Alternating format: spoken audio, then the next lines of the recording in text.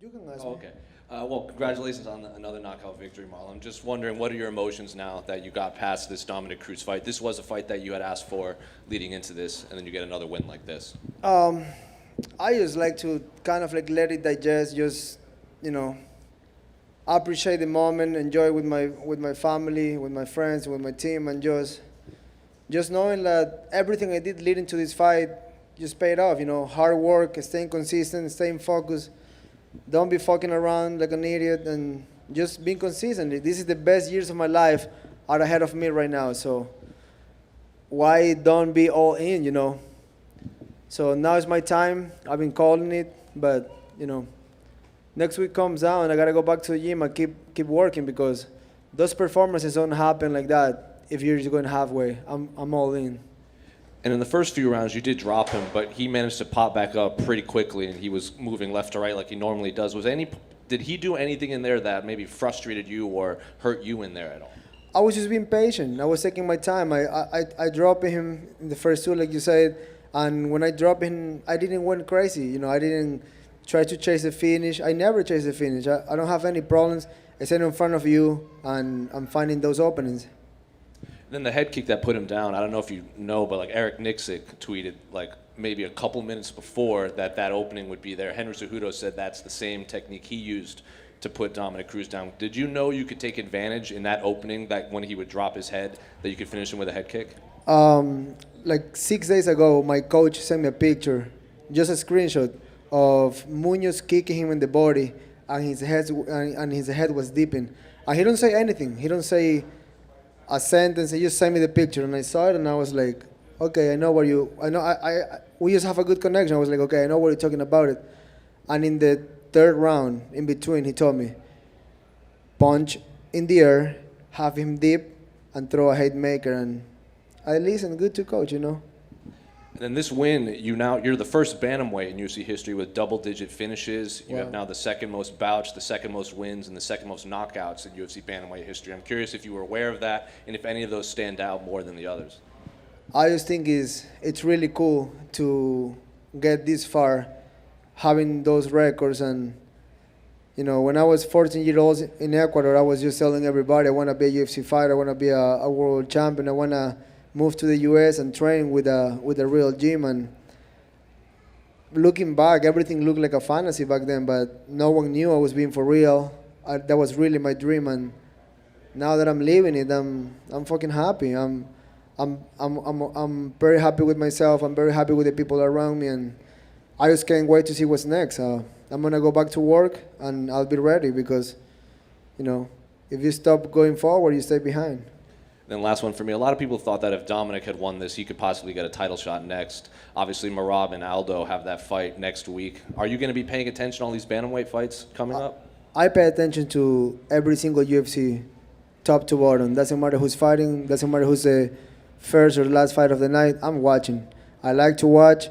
I love. That's the reason I love doing commentary, because I'm watching live. I can pick up the energy of the fight. I can see what's going on in there, and I'm definitely going to pay attention, and I will see who they give it next. Marlon, obviously you dropped him a few times. Were you surprised he was able to get back up? Did you hit him with something and think, oh, he's over, and he was good back up? He comes in really good shape. When you're in shape, you can get back up, and he can scramble pretty good. So when I dropped him the first time in the first round, the first thing that came to my mind was what happened in the Munoz fight. Munoz rushed the finish, and then he kind of like leave everything in the first round. So I just told myself, I got fucking 4 more rounds to break this guy. So don't get crazy. And this thing is a motherfucker. So I was like, just stay focused and you will catch him.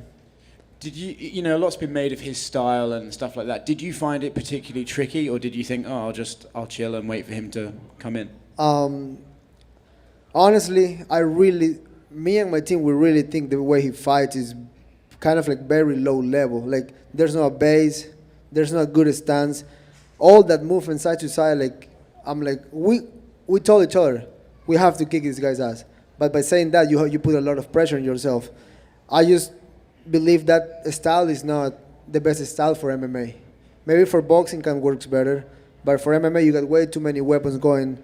And what he does well, he mixes takedowns with that movement. that's when he's successful. But I was like, it's gonna be hard for him to take me down. So we were pretty confident, but we knew this fight wasn't easy. Did you get a cut on your hand? Yeah, I tried to don't talk about it. When I was getting my hands wrapped, my man house by accident caught me. It's a little cut, so I did freak out a little bit. You know, you're getting ready for a fight, you're wrapping your hands, you're kind of like shitting your pants in there. So you're just trying to keep your mind right. And then when I saw the blood, I was like, fuck. But I was like, the first thing I look at coach and I was like, I ain't gonna pull out insurance plans. I'm good, because people can be like, oh, I can make it. You know, find a way out. It's gonna be hard to find that on us. Thank you. Chito, right here. Your teammates, Luke Rockhold and Mackenzie Dern, were here in attendance, and there's video out there. Luke Rockhold very into your fight, supporting you.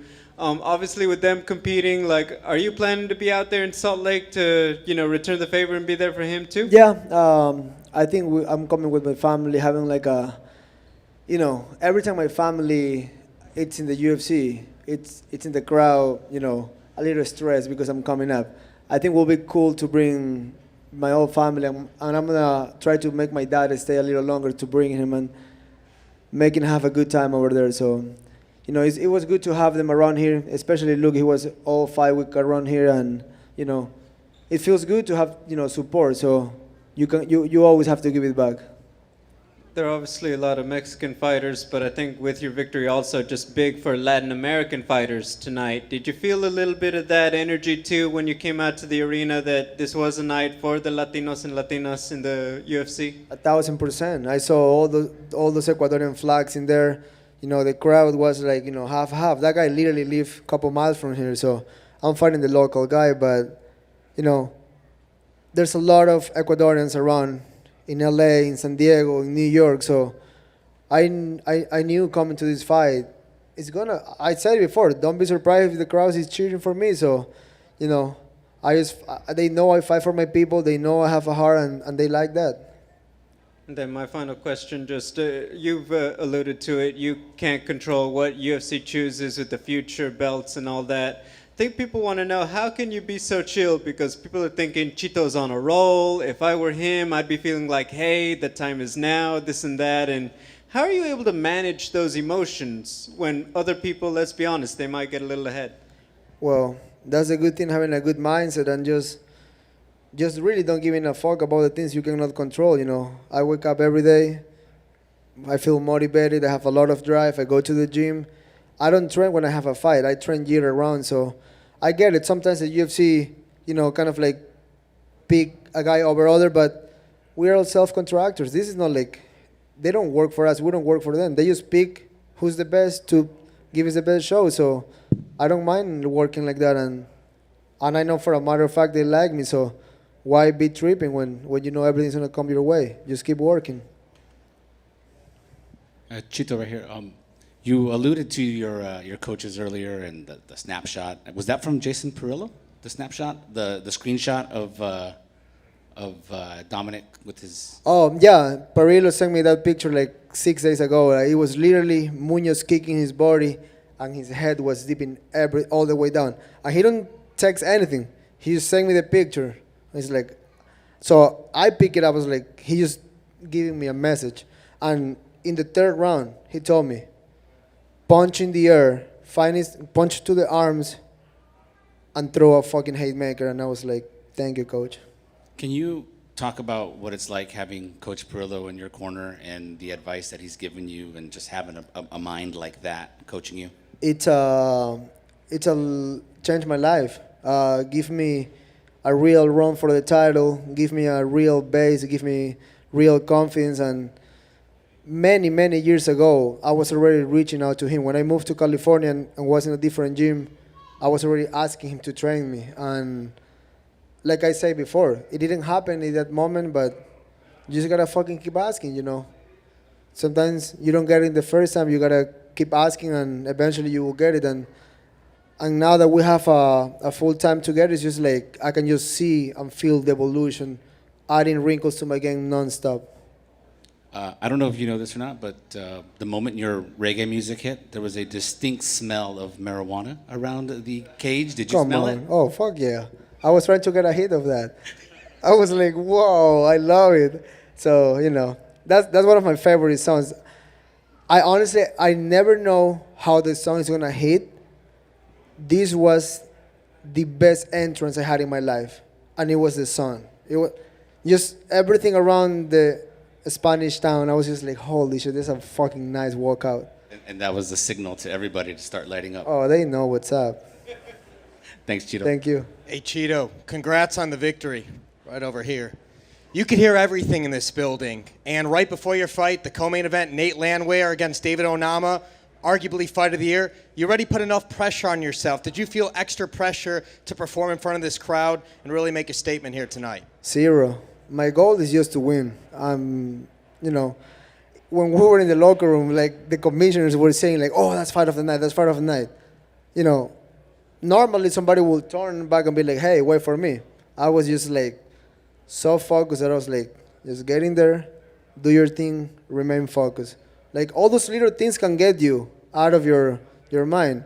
I was just low and just waiting for my moment. Who was more excited for you in the moment, Luke Rockhold or Coach Jason Perillo? What do you mean? Who had the most excitement the moment they embraced you inside the octagon and when you left the octagon? Oh, I'm sure coach. He's the one working every day with me. So he's seeing his work paying off, you know. I'm sure he's stoked. Luke too, he was happy as fuck, but the one putting time on me every day is Jason.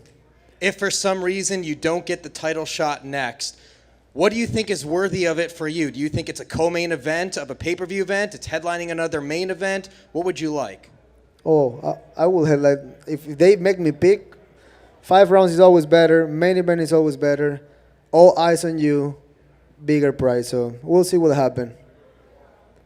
Chito, you mentioned that Coach Perillo changed your life, the UFC changed your life. It's a dream, what you're doing, right? But in Ecuador, it's not so simple. And we know that there's been plenty of protests in the last few months. Things seem to be a little bit more calm right now. But I'm curious, do you have any message for the people back home? I always tell the people, like, don't get trapped in the bad moment. Don't get trapped in the bad day, you know.